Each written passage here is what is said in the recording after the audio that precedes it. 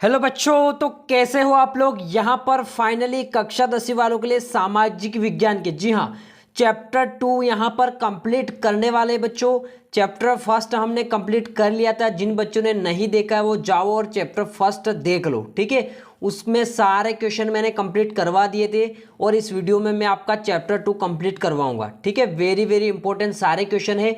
75 में से 75 लाओगे अगर जिस तरीके से मैं तैयारी करवा रहा हूँ उसी तरीके से आप तैयारी करोगे तो, ठीक है। आपको साथ में नोट्स भी बनाना है, सारी चीज़ें कंप्लीट साथ में करते जाना है, ठीक है। वन एवं वन्य जीव संसाधन इस चैप्टर का नाम है बच्चों।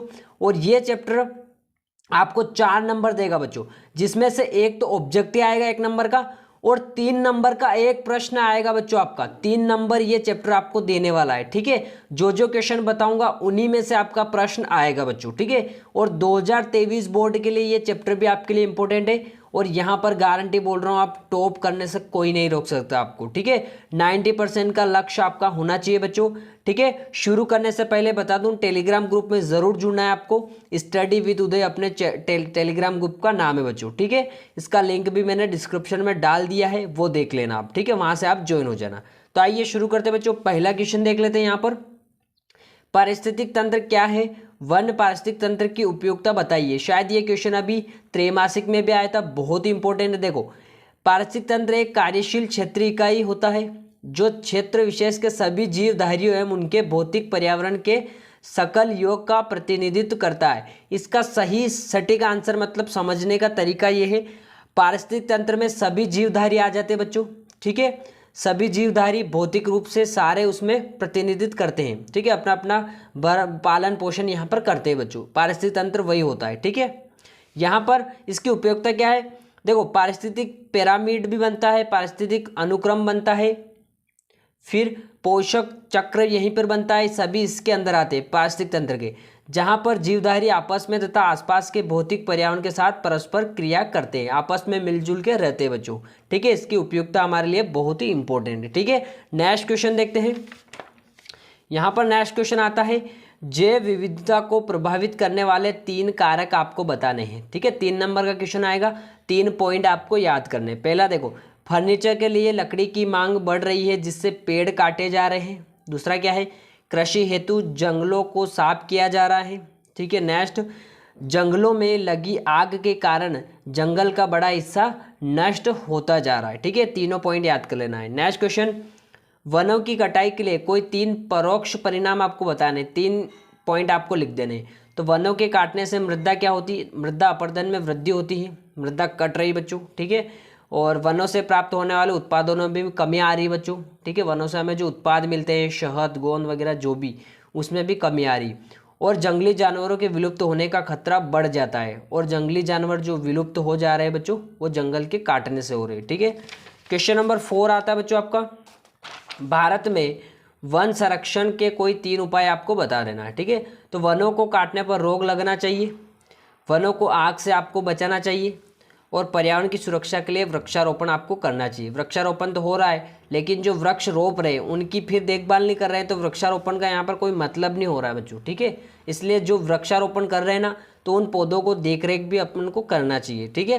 नेक्स्ट हो जाता है, भारत में वन विनाश के कोई 3 उपयोग। दोनों क्वेश्चन सेम ही है, कोई दिक्कत नहीं, क्वेश्चन घुमा फिरा के दे देता है आपको, ठीक है।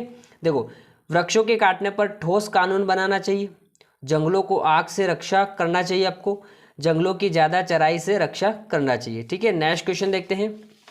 क्वेश्चन नंबर 6, भारत में वन्य जीव संरक्षण अधिनियम 1972 द्वारा वनों की सुरक्षा का क्या प्रावधान था, ठीक है। यानी कि जो अधिनियम लागू हुआ था उसमें वनों के बारे में क्या क्या नियम बताए आपको, वो हम पढ़ने वाले हैं। देखो, वन्य जीव संरक्षण अधिनियम 1972 किसी भी व्यक्ति को वन क्षेत्र या केंद्र सरकार द्वारा निर्दिष्ट किसी भी ऐसे क्षेत्र से किसी भी पौधे की प्रजाति हो, जीवित हो या फिर मृत हो, को जानबूझकर तोड़ने, उखाड़ने, नुकसान पहुंचाने, नष्ट करने, एकत्र करने या बेचने से प्रतिबंध करता है ये नियम, ठीक है। ऐसी कोई भी आप नहीं कर सकते हो। नेक्स्ट आता है, आरक्षित वनों से क्या तात्पर्य है, ये भी इंपॉर्टेंट है। तो देश के आधे से अधिक वन क्षेत्र आरक्षित वन घोषित किए गए हैं। वे वन जिनको कुछ सीमा तक संरक्षित करने का लक्ष्य निर्धारित किया गया है। भारत का पहला आरक्षित वन क्या है बच्चों? सतपुड़ा राष्ट्रीय उद्यान था। ठीक है, इतना सा आपको लिख देना है। नेक्स्ट क्वेश्चन नंबर 8 आपका, पर्यावरण विनाश के प्रमुख कारक आपको कौन कौन से हैं? तो चक्रवात और वार्षिक मानसून बाढ़, बढ़ती हुई जनसंख्या में वृद्धि, औद्योगिकरण है, व्यक्तिगत खपत, घटिया कृषि पद्धतियाँ आदि। ठीक है, ये चारों पॉइंट आपको याद रख लेना है। नेक्स्ट क्वेश्चन, स्थानांतरण कृषि से क्या तात्पर्य है? तो ये हो जाएगा, स्थानांतरण कृषि में कोई भूमि का टुकड़ा कुछ समय तक फसल लेने के लिए चुना जाता है और उर्वरता समाप्ति के बाद इसका परित्याग कर दिया जाता है। बच्चों इसी घटिया कृषि पद्धति का यहाँ पर उल्लेख किया गया है। ठीक है, इस कृषि में क्या होता है बच्चों? जंगल हो गया आपका। जंगल में क्या होता है? ये आपका इतना बड़ा जंगल है मान लो। ठीक है, यहाँ से क्या करते हैं, एक छोटा सा टुकड़ा ले लेते हैं, ये टुकड़ा ले लिया, यहाँ पर वो खेती करने स्टार्ट हो जाते हैं।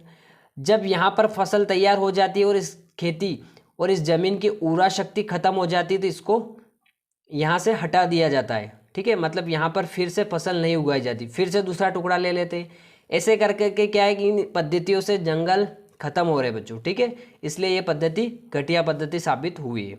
ठीक है, नेक्स्ट होती है आपकी वन्य प्राणी संरक्षण के उपाय आपको बताने हैं। तो वन्य जीवों के शिकार पर पूर्णतः प्रतिबंध लगाना चाहिए, वन्य क्षेत्रों में जैव मंडल रिजर्व की स्थापना करनी चाहिए, और एक और है राष्ट्रीय पार्क अभ्यारण्यों की स्थापना करना चाहिए। ठीक है, ये 10 क्वेश्चन आपको अच्छे से रट लेने हैं बच्चों। क्वेश्चन सारे इंपॉर्टेंट है आपके लिए एग्जाम पॉइंट ऑफ व्यू से। ठीक है, तो मिलते हैं नेक्स्ट वीडियो में चैप्टर 3 के साथ। अभी के लिए इतना ही। थैंक यू बच्चों।